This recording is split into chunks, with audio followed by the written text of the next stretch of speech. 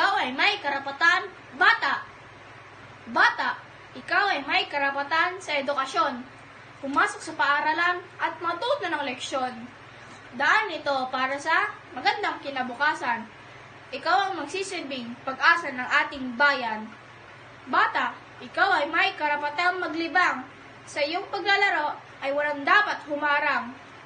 Kailangan mong sa iba ay makisalamuha. Sa mga kaibigan at kalaroy, makipagpalitan ng tawa. Basta ikaw ay may karapatang maging malusog.